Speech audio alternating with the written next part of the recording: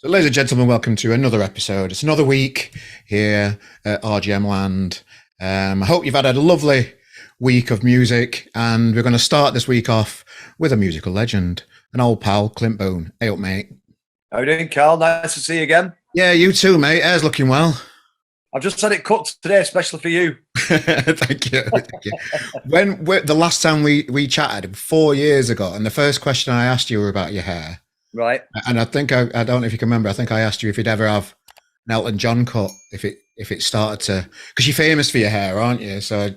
And I like my hair. I'm protective over it. I'm just wondering, has that changed? The funny thing is, I'm famous for my hair to the extent where if you go on Twitter and do a search on Clint Boon, 80% of the stuff on there is like about my old haircut. So there'll be a picture of, was it Mo Molam that used to have a haircut like mine? Yes.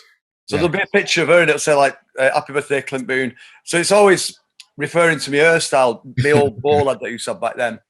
But the hairstyle that I've got now that I've had for a few years, this is quite, gets a lot of people talking as well. So I've had two iconic haircuts that are completely different than each other. Yeah. But yeah, I like the current mod cut suits me, I think. It's a bit thin on top, but it's all right. It does the trick. You're doing well. Yeah, I got called Mo Molam off the lads. with my haircut after you said that. Yeah, funny, isn't it? But yeah, I like it. I mean, it's one of them. It's like at least people are still talking about me, so I'm doing something right, or I did something right with that haircut. It was that ball head. I might have talked about this last time. That when I first had a ball head, it was like 1980, I think 1983. Yeah. When I got my ball head. And back then, lads in Manchester did not have ball heads. No lad around here had a haircut. Like, it was a girl's haircut. And that was the bottom line. So I used to get called Purdy, John O'Lumley. Okay. And it just a lot of people took the piss everywhere I went. And then within a couple of years, it was like the go-to haircut, wasn't it, for kids that were into a certain kind of music and that. So yeah, it served me well, that Barnet. Good on you, good on you. Yeah. I can't believe it's been 4 years since we drove about in my electric car that time. It just, the world's gone mad since then, hasn't it? Well, it also, it has. And talking electric cars, you were well ahead of the game with that, weren't you? I loved it. I'd still have one now if it were more affordable. Just so frustrating that the price is like to hire or lease an electric car. I didn't want to buy one at the time because I heard that in 7 years' time the battery's no good, and then you've kind of left if you bought one, and they're expensive to buy. Yeah. So I were reluctant to buy one, so I leased one for 4 years. So and went through all the pain of not having charging spots all over. It's a lot better now when we look about. Yeah. But now they're nearly triple the cost each month just to lease one, which is frustrating. Yeah, I think we're just sort of hanging on as long as we can, because I suppose every year that goes by, the electric car culture it'll get better, won't it? The technology will get better and more affordable, hopefully. But for now, we've got a Volkswagen Chiron diesel. Yeah. Proper ozone damager. But, it's best we can do at the moment. Yeah, no, it's great. It's great. So I was just looking through the old interviews that we did, and if you are watching this video, I'll put links to those interviews because they were really interesting, and we talked about loads of stories about Inspiral Carpets, and space came up a lot when we talked about Saturn V. Yeah. And I've got right into like space recently, watching a lot of like space documentaries, Elon Musk stuff on YouTube and that kind of stuff. Yeah. Do you still dabble with that and the what it's like up there? Oh yeah, I'm so fascinated by it. And talking about the Elon Musk stuff, the SpaceX rockets that can now land on the tail, that's incredible. I thought that were a cartoon when I first saw it. Incredible. Just like, and it's not even NASA doing it. It's a bloke, isn't it? It's Elon Musk in it with all his money, and it's nice to see somebody with that, with that kind of unimaginable wealth. It's nice to see him doing stuff like that that's pushing boundaries forward, you know what I mean? And whatever they say about him, he's doing some amazing stuff, that fella, isn't he? Well, it's putting stuff into space. He put a tweet out the other day that we're going to see men on Mars, well, humans on Mars within our lifetime. So just to have that ambition, and he's putting satellites all over the world where people in third world countries can get access to the internet to enrich their lives. Everything he's doing is I like the guy, because I think everything he's doing is for a purpose, and the purpose is to make the world a better place. I'm not sure about that stuff where what he's putting in people's heads. Not sure about that. But yeah, I all the don't know space that. I'll let other people try that out first. Like you were a guinea pig for the electric cars. Yeah, okay. I find some guinea pigs to do the head implants first. Then when it's all sorted, I'll have one. Okay, knowing what I'm like, I'll probably get one of the Neuralink things just to try it out. Little microchip in here. No, I'm not. Yeah, going back to what you were saying there about a lot's happened in that 4 years. I mean, obviously, the big elephant in the room is the old pandemic thing that just came right out of the blue for us, didn't it? Because I mean, it was a little like through December of 2019 and January of 2020. None of us saw it coming. It was almost like and finally in China, it was like a small news story, wasn't it, in our world? And then it got a little bit bigger and just seemed to accelerate through March to the point where, Jesus, this is really happening now. This is happening to us, and everything just stopped almost in an instant. It was like, just seemed like 1 week and that was it. The world is now different than it was. Particularly for people like you in the entertainment industry, where you make a living DJing and getting out there and being in front of people and crowds and stuff. Yeah, that must have been like, fucking hell, what's going on here? It must have been. It was terrifying at the time. Financially, it took a massive hit, because that's like most of my income is from going out DJing at events, festivals, clubs, and that all went overnight. And I just saw the bookings in my diary for the next 16 months went. But what I did, being Mr. Positive, just got with creating other income streams. Started doing live streamed DJ sets from home with my wife, Charlie. Every Friday, we did that for 71 weeks, every Friday night. Called it Disco Rescue. And it was brilliant. We loved it. And it brought some money in, you know what I mean? And then I started doing bespoke cow art, the inspired cow logo. Started doing that on canvases and greetings cards. That brought a load of money in. Nice. I just got creative, while I had the time at home, and while I couldn't go out being a DJ, just did what I could at home. And the best bit was I got back to making new music again and sharing that with a community on Patreon. You know Patreon? Yeah. So that was the best thing that came of it. Was the other bit. A couple of great things came in that pandemic for me. Being at home with my family and not having to run out every 2 minutes to do a DJ gig, whatever. That was great. And getting back onto the new music was really satisfying, because I've been too busy being a radio presenter and a DJ to be a musician in recent years. So I got back into that world of making new music, and going back to the space thing. Yeah, there's still space in my writing. There's still a lot of space references in the stuff that I'm writing now, even these days. So the pandemic, we got through it. It was a struggle financially, but like a lot of people, we cut back on a few things, got creative, and enjoyed our time at home, and counted our blessings that we all stayed healthy enough. We weren't too badly hit by the actual virus, which was one thing that struck me when I had a little cup of tea in your house, because you're passionate about homeschooling your kids, aren't you? That's right, yeah. So that must have been great to have that. Did you end up spending more time schooling the kids through the pandemic and that kind of stuff? Did that develop? Business as usual. It was, at that point, our boy Oscar was 16. He was doing net school. He'd been doing net school for years. This was like a live class that he'd on the internet. And via net school, he ended up getting GCSEs in chemistry, biology, maths, and computer science. Wow. He's now off at college he's being a bass player. He's been a session musician. Yeah. Wow. So to answer your question, the dynamic didn't really change at home. The kids were still here. We were still doing the homeschooling stuff. And we're probably a bit more hands-on. We had a bit more time with them. I think that was, again, because we've been homeschooling for 10 years.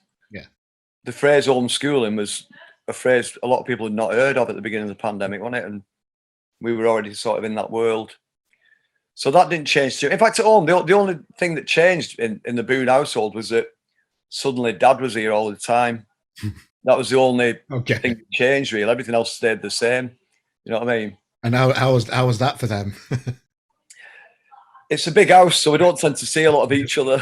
Okay, fair enough. You've got your own. I did say at the time through the pandemic, there'd be days when I mean, the kids have all got their own rooms, and it is quite a big house, so we're not bumping into each other, on the way to the toilet or whatever. So you could go all day without seeing them, which was, I'm not saying it in a bad way, but it's just we all had our own space.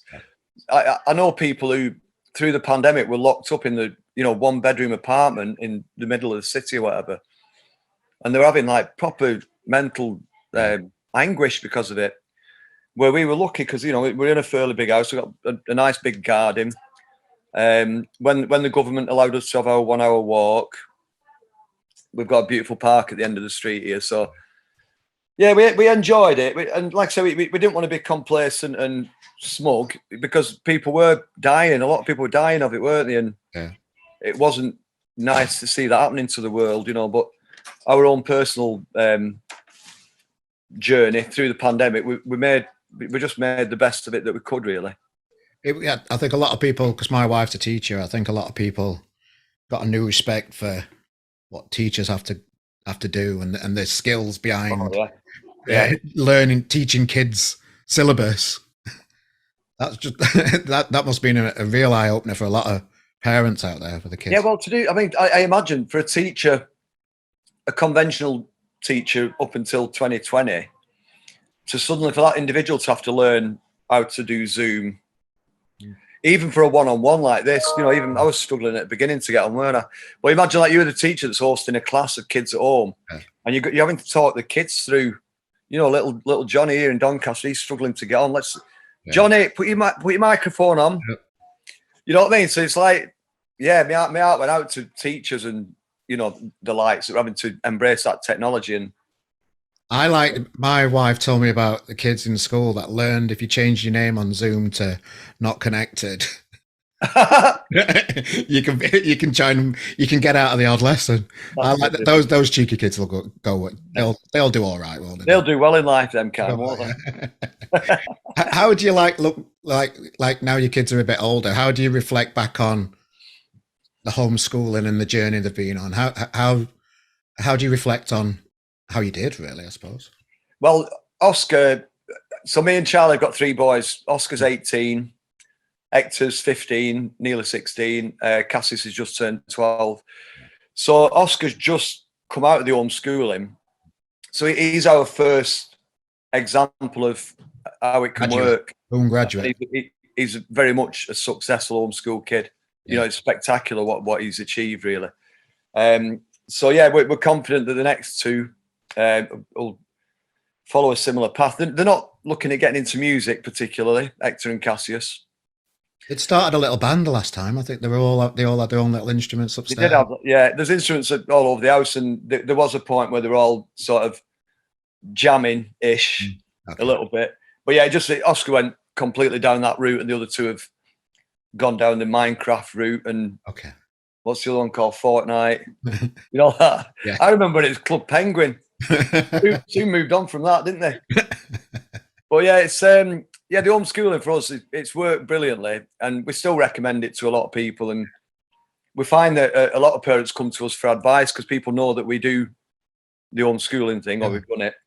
So people come to us for advice, and we're always very, encouraging and positive about the old homeschool, home education thing. Yeah, it's been great for us. It's been life-changing, but really rewarding. I love that. And when I was just researching you a little bit again, see what you've been up to recently, I was just on Twitter and I saw that there were a picture of you and Liam Gallagher recently. Yeah, it looked like one of the hottest days ever in Manchester, and you both had big fuck off massive coats on. Yeah. You've got that kind of commitment to a coat needs applauding, my friend. I'll talk you through that picture because it got a massive reaction, and 80% of the comments were exactly what you just said. So let me talk you through it. I've not told this story publicly yet, but so Liam was doing a particular collaboration with a fashion brand, not Pretty Green. I won't mention what it is in case it's not been announced yet. Okay. And as part of the collaboration, they were putting together a little film, which included an interview with Liam talking, like a talk over, voiceover. Yeah. So Liam asked if I could come down from Manchester to do the interview, which I did, obviously. I went to London and we recorded it in a recording studio. And I can't remember whereabouts in London it was. but it's a little recording studio tucked away somewhere in a little suburb. And I went in there, and we were sat in an air-conditioned studio for 2 hours doing the interview. So obviously we kept our coats on in the studio, in the dark, cold studio. And then when we finished the interview, we were chatting away, and Liam's wife, Debbie, said, let's get a picture. So we said, well, it's a bit dark now, let's go outside and do it. So we stepped outside literally for 30 seconds to get the picture. Okay. Went back in, put the picture on Twitter. Everybody's like, why have you got your coats on? Look at you. All that. But that's Twitter for you, innit? You got to sort of expect. You know what I mean? That's what they do, innit? It's like you put a tweet out and everybody will focus on, you know, the loaf of bread that's in the background or something, you know what I mean? And not mention the fact that, yeah, I'm here with fucking Liam Gallagher. You know what I'm saying, don't you? What's the word for it? Yeah. There's a word for it, isn't there? Oh, I don't know. It's not the C word. There's a word for it. But there's definitely a certain mentality though, because I like coats, and even when it's warm, I still like to wear a coat, because I just think if I go out in a t-shirt, it's going to piss it down.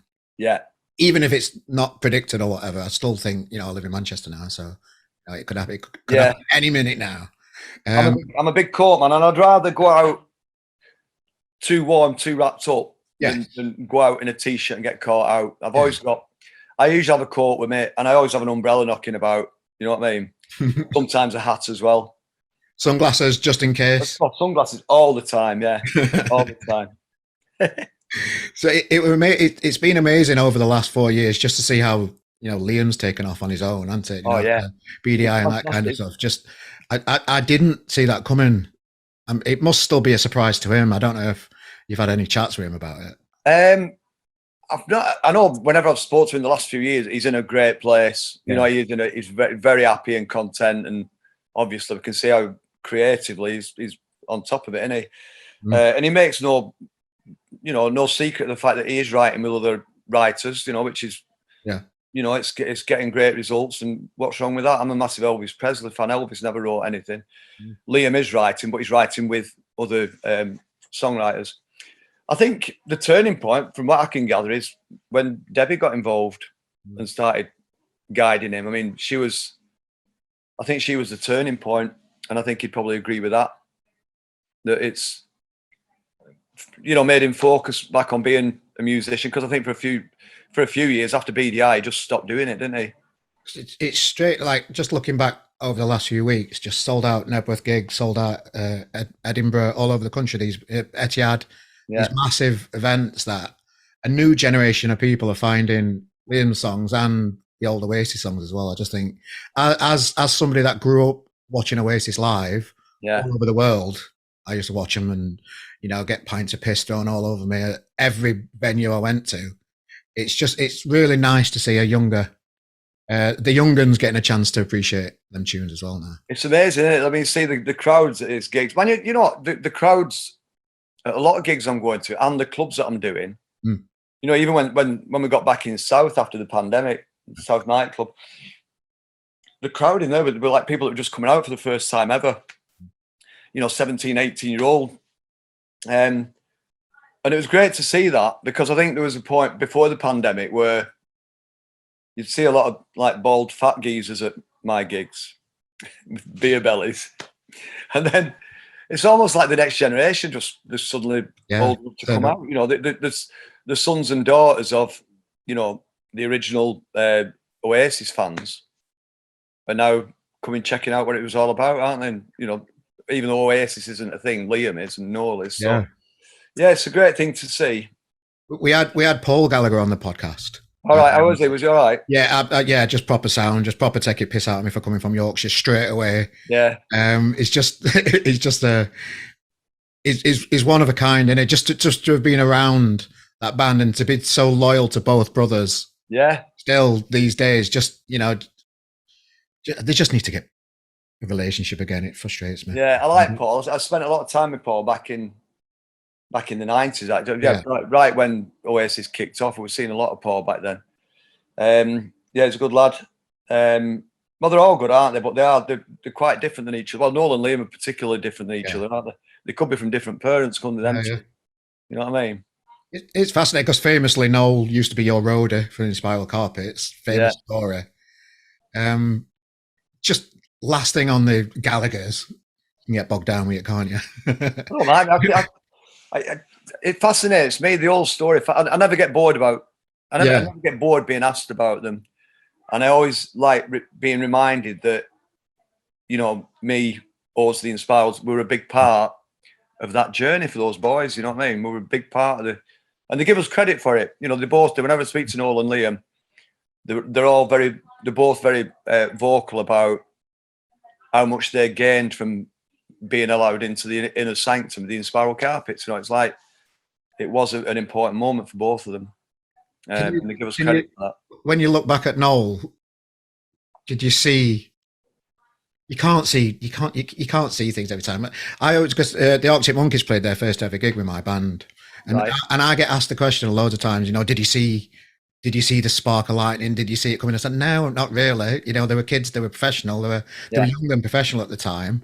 They had some great tunes, but you can never picture things going that way, can you? It's a frustrating question that I get asked, and I don't know why I'm asking you, but I'm gonna. When we first met Noel, when he first came to us, he was a songwriter. Then he was a singer-songwriter. Then he had 4-track cassettes, like recordings that he'd done on a porch studio and stuff.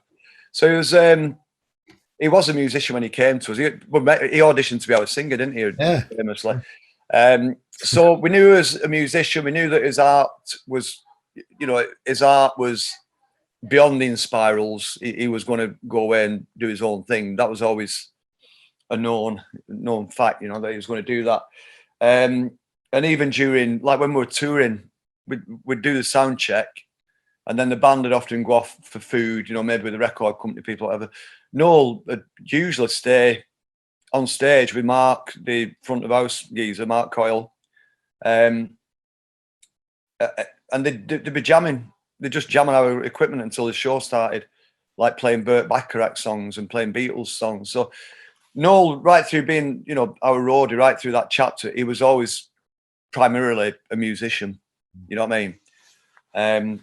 So it wasn't a surprise to us that he went off and, you know, joined his brother's band and made it Oasis, etc. But yeah, I think what surprised us was the level of success that little Scally from Burnage got. You know what I mean? It's bad, isn't it? It's bad, isn't it? It's unfucking-leavable, and it's brilliant. It's like, you know, the amount of good that they've done to, you know, the British music industry in terms of the amount of thousands of people that they've inspired to pick up guitars and write Over songs. the last 30, is it 30 years since Definitely Maybe, or nearly 30 years or something like that? It's just like such a long time to nearly 30. I remember it like yesterday, and it's just ridiculous. Yeah, just that amount of time to generate a culture within the music industry, and just, you know, it's just such an amazing contribution that they made to our culture. You know, it's phenomenal, isn't it? And the culture was there because it was created by you guys first, weren't it? But they took it to another level. Do you think? That's what happens with every generation of music, innit? That's what Nirvana did. They didn't create grunge. You know, the groundwork was done by, you know, the bands before them. You know, the Dinosaur Jr. and the Pixies, even, you know, and stuff like that, Soundgarden. And I think Nirvana, just whether consciously or not, just took the best bits of that. You know, the amazing the melodies that were in there. You know, you know, bands like Husker Du. You know, it's like without Husker Du and Pixies, and you probably wouldn't have had Nirvana. You know what I mean?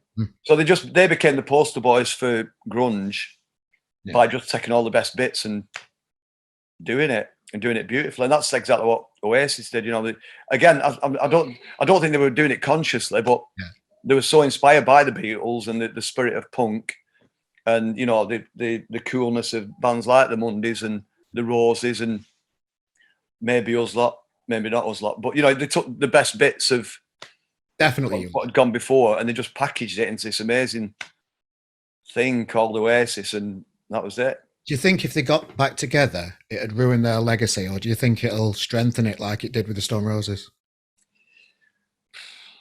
That's I think they will get back together. I think that'll happen at some point. In terms of what it'll do to the legacy, I think with the Roses, you know, there's two camps, and there's some people are glad they got back together and think it was brilliant, but some people had different thoughts about it. And the band, obviously they had fallouts when they got back together. It's like there was all that going on as well. So yeah, I'm glad they got back together, the Roses, because it gave me a chance to go and see them again.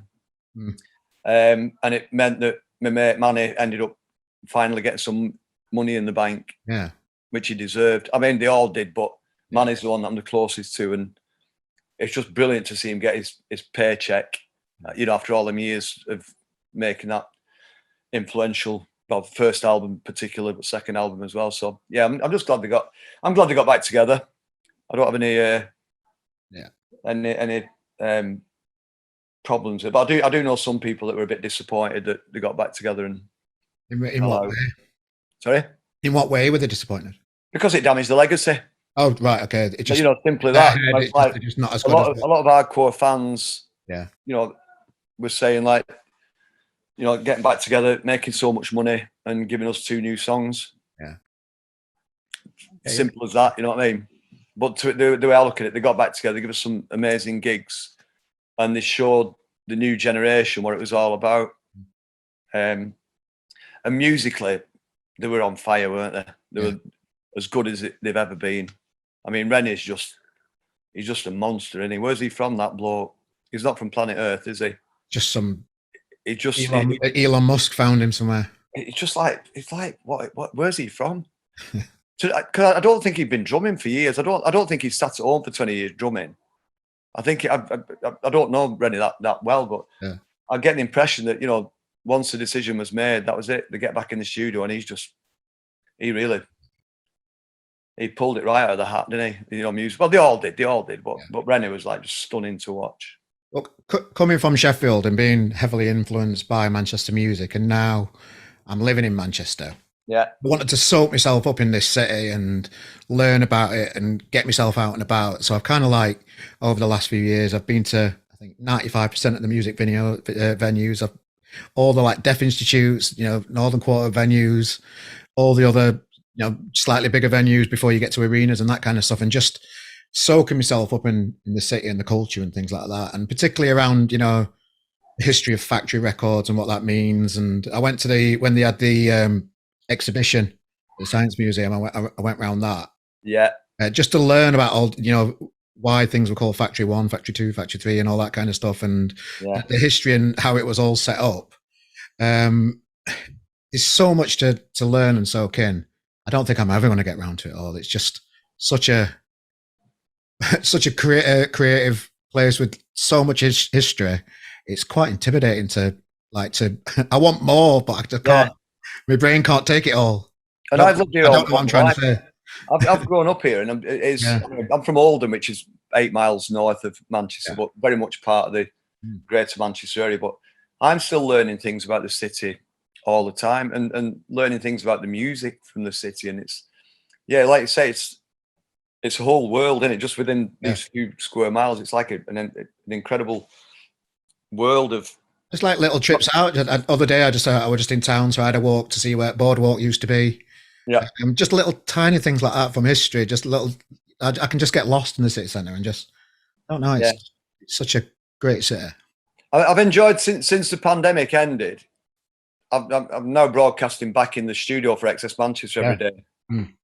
Because during the pandemic, I was broadcasting from home, which was great, but a bit strange. But doing a radio show in your pajamas. Anyway, I'm not going to stand up.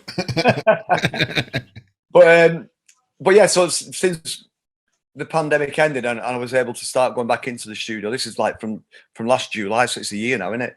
Yeah. I've really enjoyed walking through the city, because I get the train into Piccadilly a lot of days and walk through to Spinningfields. Really, I think I've fallen in love with the city again. The architecture as well as the history and the people, and even the pigeons are fucking cool. You know what I mean? So it's like it's just been great to reconnect with it, with the actual city. Just those big new skyscrapers down bottom Deansgate, and just the it's mad, isn't it? When I drive in from Denton down Hyde Road into city centre, which I do most weeks all the time, you used to just see the Hilton building and think that's an impressive building. Yeah. But now you can't really see that. It's just dwarfed by Manktropolis, is it called these days? Yeah, that saddens me a little bit that the skyline's changed so profoundly in the last few years. And there is a couple of one road where if you drive down the hill and the CIS buildings on your left, and ahead of you is like pretty much Victoria Station, the arena. As you're driving down that road now, the sky's gone. There's just no sky. It's like a complete wall of skyscrapers in front of you. That saddened me a little bit the other week. And I did say to a friend of mine that I think it's getting to a point where I think they should just probably stop building skyscrapers now. Yeah. And the mate's like, no, bring more of them. We want more. This is John It's like Chinese investors that are just building flats for rich people. It's kind of like, it's not what Manchester's about, is it? Not really. Or is it? I don't know. I don't know what it's about. I mean, my Manchester in my mind is about something different than that. But I don't know. I just wish that at some point they'll slow down and not just become, 4 square miles of high-rise buildings. I did drive in today. I drove into Manchester today, and I ended up driving in from the Oldham end, and that skyline hasn't changed much. The CIS building is still pretty much the highest building you can see, so that was quite made me feel quite good that bit's still as it used to look when I was a kid going into. Yeah, I go that route a few times because my wife's parents live in Chadderton, near where you're from yourself originally. And when you're driving in and you end up at Northern Quarter when you get there, don't you? And then you just straight into the cool. But that's a nice like entry into Manchester that way for anybody that's not done it before, just to get straight into nitty gritty of the music bit. I like that. Yeah, totally. Yeah, like down Tib Street or Oldham Street.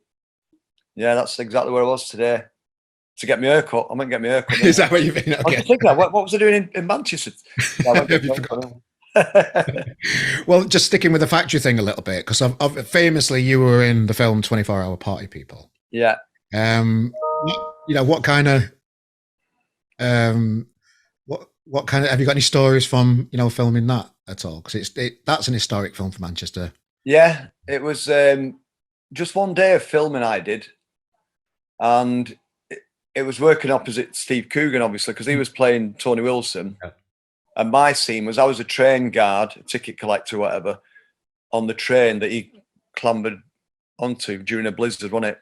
Yeah. On a fucking Pennine. That was all, wasn't it? So it meant that me and Coogan were filming together all day, all afternoon.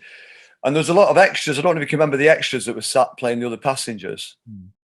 There's probably about 10 extras that were just paid to just sit there and look a bit weird, because they did look a bit weird. So but I remember like some of the conversations that they were having with Steve, because they'd obviously not been prompted, and they didn't seem to be aware of the etiquette of. Okay. He's an actor. He's doing his big. He's obviously in the zone. He's working. He's got his lines to remember.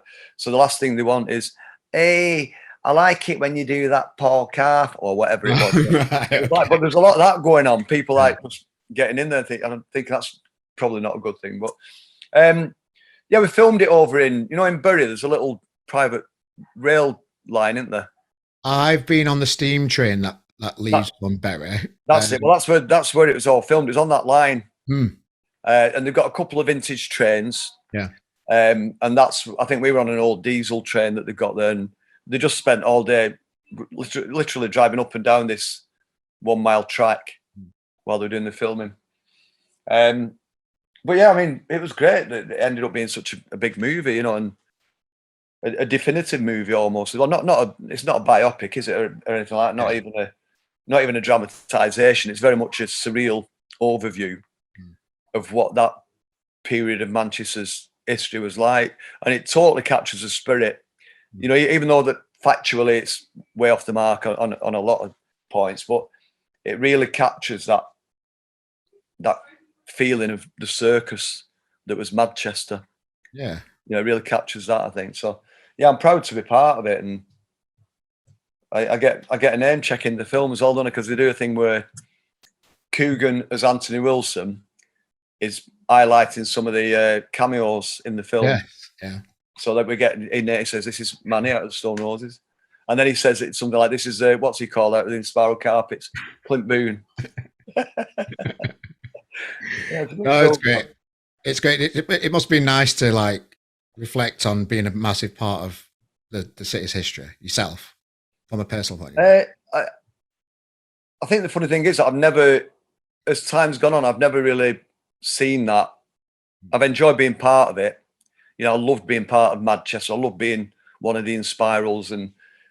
But I suppose at the time I didn't realise what a massive part of musical history we were making. But it's nice to be reminded, or it's nice when people come and say, this is our perception of it is that you are, you know, yeah, whatever the word's going to be, a legend, an icon. It's true though, mate. I know it's weird to describe yourself. It's a nice feeling because, you know, when I was a kid, that's all I wanted. I wanted to be a pop star. You know, I wanted to be famous when I was a kid. Like every kid in Oldham did, you know, and you know, it seems that I've managed that somewhat. Nice one. Well, I just wanted to, just before we got, because you've got loads of projects going on at the minute that I'm going to come to. Yeah. Just as a nice little different kind of segue into that, I just want to have a bit of fun, if that's all right, Clint. It's a bit cheesy. It's a bit commercial radio, but I'm just going to try it out, if that's all right. I've not done this before. You're not going to ask me to take my clothes off, are you? Oh no, mate, definitely not. No, because I'll get me too'd. I just want 3 words on these well-known Manchester people. So let's start with Bez. 3 words to describe Bez. Gentleman, unique, good soul. I know that's 2 words. Right, good soul. Right. Yeah. Nice one. Liam Gallagher. Good soul, cuddly dog, not arsed. Tony Wilson. On my wall. He's there on my wall. Oh, is it? Okay, right. It's on my wall. There you go. Oh, right. You see him? Oh, there he is. Yeah. On my wall. No, Tony. Well, you know what? He's the main man. Without him, arguably, a lot of what I'm sat, you know, a lot of what's around me wouldn't be here. We might not be in this house without Tony. That's how important his contribution was to Manchester. So yeah, the main man. Andy Burnham. Andy Burnham. Special. Needed. I'm going to pick my words wisely. No, it's fine, mate. I understand. I get it. But it's an important one, isn't it? It's like, well, you know what? The main man. Yeah. That's why, you know, I'm a big fan of Andy. I'm a friend of his, but I'm a massive fan. Yeah. And I do think with somebody like him in power or in, you know, in office, it's just, it's what the world needs. It's what the country needs. It's what the world needs. People like him in power. That's one. Steve Coogan. Funny, genius.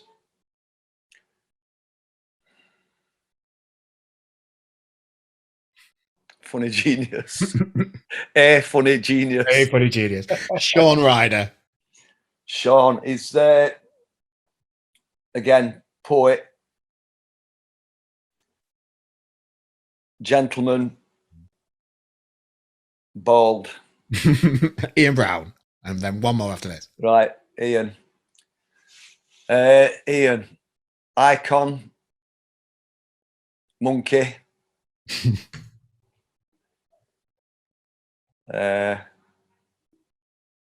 Monkey icon. We'll go with 2. That's fine. No, I'll get again. Okay. Good soul. If I can use good soul as a word, yeah, sure. Yeah. And last, Tim Burgess. Cuddly, lovely, cuddly and lovely. You're not allowed to repeat your words for this one. Right. Okay.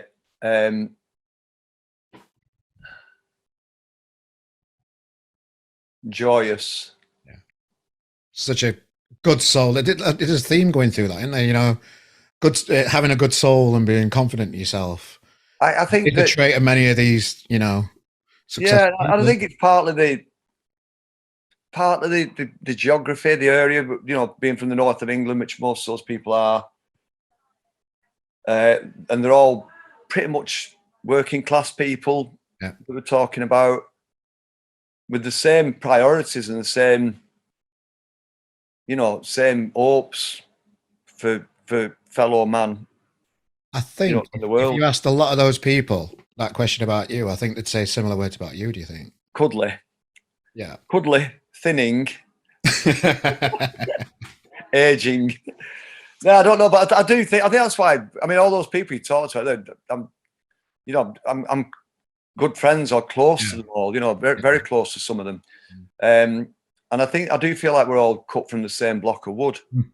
Simple as that. You know, even with Andy Burnham, you know, I've got to know Andy over the years, and you know, it's like, it feels like they feel like family. It's like we've all been raised by the same parents. That's how it feels. You know what I mean? I love that.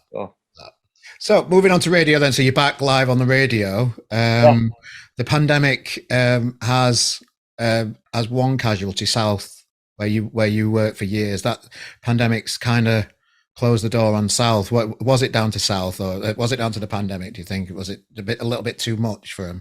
No, what it was with South. So this is a club that I've been doing. I started DJing there in the late 90s. Probably 96, 97, I started DJing there. And then in 2000, I took over the weekly Saturday residency. So I'm sure that we've got the record for the longest running weekly residency by a single DJ. You know what I mean? I think that's the record, because it's been 20 years or something. Yeah. The pandemic shut the club down, obviously. But think during the pandemic, the landlord, the guy that owns the building, not the club's owned by a different company. I think the landlord just started getting other ideas about what he wanted to do with the building. So there was a point during the pandemic where I just thought, we're never going to get back in South. This isn't going to happen now. It's over. So I'd already said goodbye to it in my mind, you know.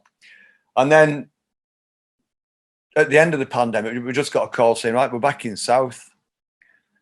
And that was like Brucey bonus to me, because I'd already said try to it. And I know, so I started doing it monthly at that point, just to freshen up my weekends, because I had a lot of other stuff that I was wanting to do. And then what happened about probably 4 weeks ago, I got a call from the manager at South saying we're locked out. That's it. There's a sign on the door saying the landlord's refusing to renew the lease or whatever. And that was it. That was on a Monday. I was gutted, because I thought, we're not going to get our last party in there, you know what I mean? Because we wanted to say goodbye to the place, really, ideally. So that was on a Monday night. Then on the Thursday, we got a call to say, right, you're in for one more weekend. So we did, the news got around the city. Manchester Evening News did a big story on it. This is the closing night. And we had the best Saturday night, not just in South, but ever. For me, it was just one of the greatest Saturday nights I've ever had, because the amount of love that, you know, people just went out of their way to be there for the night. You know, old faces, new faces. And it was just the greatest send-off that we could have had, really. So I feel like, it feels like a person that's gone. It feels like an old geezer that we knew his time was coming, but at least we got to have that big party with him at the end. It feels like that. Nice. And I ended up crowd surfing at the end, obviously. So yeah, I'm mourning it, but in a nice way. I'm mourning it, but I'm thinking, yeah, what a great life it was, and it had. And at least we got to say goodbye to it. And legendary, you know, a legendary place that. As was the Hacienda. And it very much, I've said to a lot of people recently, South directly grew out of the ashes of the Hacienda. That's how South happened. When the Hacienda shut, Paul Cons, who was one of the management team at the Hacienda, he created South. So it came straight out of that same bloodline. And I think the spirit of the Hacienda ran through South, even though it's a much smaller room. It always had that spirit of the Hacienda to me. And I think it will go down in history in a similar sort of way in the north of England anyway, maybe not around the world, but certainly in this part of the world. So you're still making tunes, mate. You sent me a little collaboration with a Stockport band yesterday, and I've had a nosy of it. So you're doing a collaboration with Fuzzy Son. Yeah. My reply to you was dreamy. I didn't realize it was you that was singing. Very impressed. Thank you. When it first came up, I thought, that's not Clint. It's Clint. Yeah, then when you listen to it, it's you singing. Tell us a little bit about this tune, mate? So through the pandemic, like I said, I've started doing new music again. Yeah. Probably about an album's worth of stuff that I've put out on Patreon, and at some point I'll make that physical album. That's part of my plan. The Fuzzy Sun thing came about. A friend of mine he's always involved in musical projects. He's very proactive in that respect, and he came to me with this idea of doing an album celebrating the music that was recorded at Strawberry Studios in Stockport. So it'd be artists today that are either from Stockport or involved in Stockport, covering songs that were recorded at Strawberry over the years. So one of the names was like Blossoms. There was talk of Blossoms possibly doing "I'm Not in Love," which I don't think has happened yet, but that's the kind of thing we're talking about. Fuzzy Sun are a Stockport-based band, and we just came up with the idea of doing a collaboration where Fuzzy Sun would do the music and I'd do the vocal. And it was me that suggested Solitaire by Neil Sedaka, because that was recorded in Strawberry in 1972.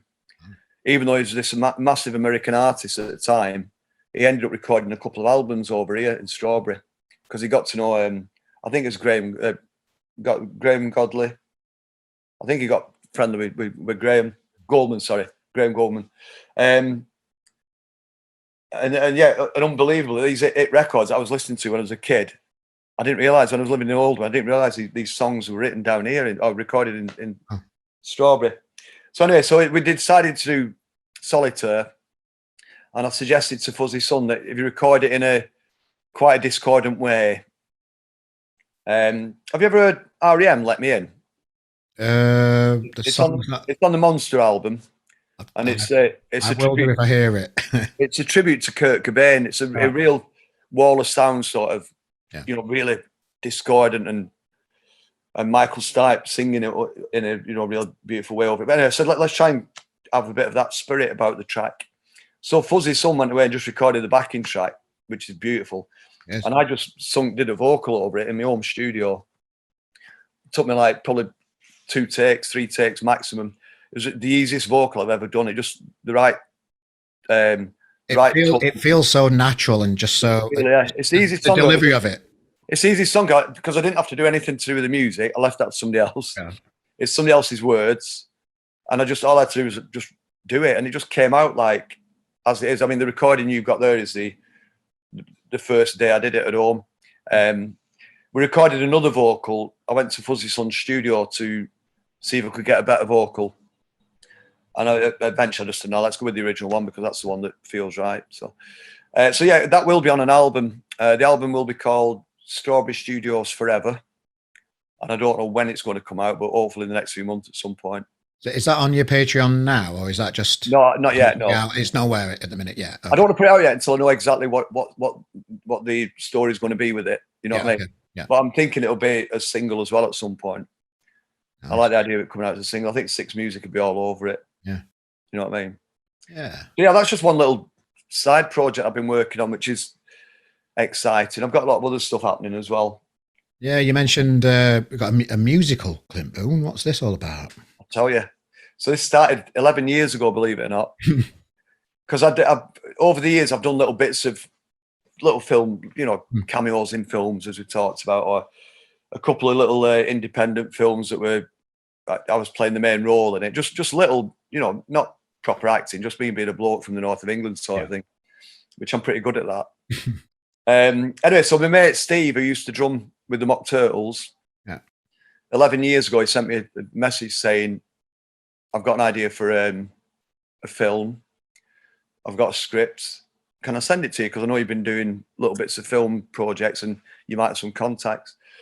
And so he sent it to me and I read it and I just thought right away, this main character is my dad in the 1970s, corner shop owner. Yeah. A bit of a jack the lad, keeping the money coming in for his family and all that. And I said, I'm really interested in being Billy Fielding. And he's like, Steve was over the moon because he just thought I might give him a couple of contact numbers, but he was chuffed that I said I want to be in the film. So long story short, we spent the last 11 years developing it, writing the script, bringing in professional help, to guide us. So we've got a producer called Alan Graves, who's part of the team now. He's been with us for 6 or 7 years. And when we brought Alan in, Alan worked on Northern Soul, and he was the co-producer of England Is Mine. So he's very well established in the industry. And it was Alan who, when we went to him with this film idea, which is based on a real festival that happened near Wigan in the 1970s, in the early 1970s. And Alan said, "Have you thought about making it a musical?" And me and Steve were like, "Why did you say that?" He said, "Well, you're a musician. It's based on a music festival. Why do you not want it to be a musical?" And we're like, "Well, we're not keen on musicals." And then, so we brushed it aside and carried on developing the idea. And then it was a few weeks later, I was talking to Steve, and I said, "I've been thinking about doing a theme tune for the film. And I've got a feeling if it comes out the way I think it's going to come out, it might be good to look at the musical idea of making the whole film a musical." Wrote the theme tune. Steve loved it. I love it. Alan loves it. And we decided within days that, right, this is now a musical. So I went away and wrote another 14 or 15 songs. So the state of play now is that the script is finished. The songs are demoed. They will be re-recorded for the film. And we're at a stage now where Alan's putting together a budget, and then we're going to start touting it around to see who wants to put the money into it. Wow. And that's it, really. That's the synopsis is that. It's a musical about a 1972 music festival in Wigan. Slightly edgy, a bit funny, gritty. You said one little thing there where I just went away and wrote 14, 15 songs. Yeah, I mean, I can't let you off just with that. How do you just, that's... I didn't write them all. That's impressive. This is, bearing in mind, this is over a few years, this now, isn't it? Yeah, okay. So, I didn't write them all in one sitting. And to be honest, some of them were songs that I already had on the shelf that I was almost waiting for the right vehicle for them. Yeah. So there's some songs that I wrote when the Inspirals were together, 9-10 years ago, whatever. I just thought, that's not an Inspirals tune. That's not an Inspirals tune. Put it on the shelf and see what happens in the future. And suddenly, we're making the film, and I'm thinking, that song is perfect for this character in this movie. You know what I mean? So that's been a really exciting thing. We put so much time into it, me, Alan, and Steve. Even through the pandemic, we were doing 2-hour Zooms every Friday morning, just like workshopping the ideas. Yeah. So we've been doing it. It's been going on for 11 years without a break, this constant conversation. I mean, I've been talking to Steve today about things to do with the script and the music. And it's funny to invest that much time in something, but for people not to be aware of it yet. So when it does come out, people will be like, "Where's that come from?" You know what I mean? You're already the busiest man in Manchester. How have you had time to do that as well? So, but yeah, we just put a lot of time in. It's the same. I speak to a lot of comedians on this podcast, and they go through a career of nobody knowing who they are for 10, 15 years before they've honed the craft to be good enough to enter this world and crack on and earn money at it. Yeah, totally. Yeah. There's loads of industries like that, isn't there, where you have to proper graft to get the thing right.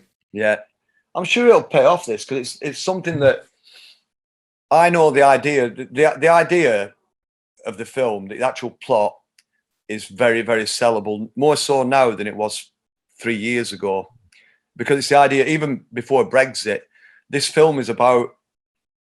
It's almost like the invasion of this little village near Wigan. It really happened. This 70,000 people turned up for a festival in 1972.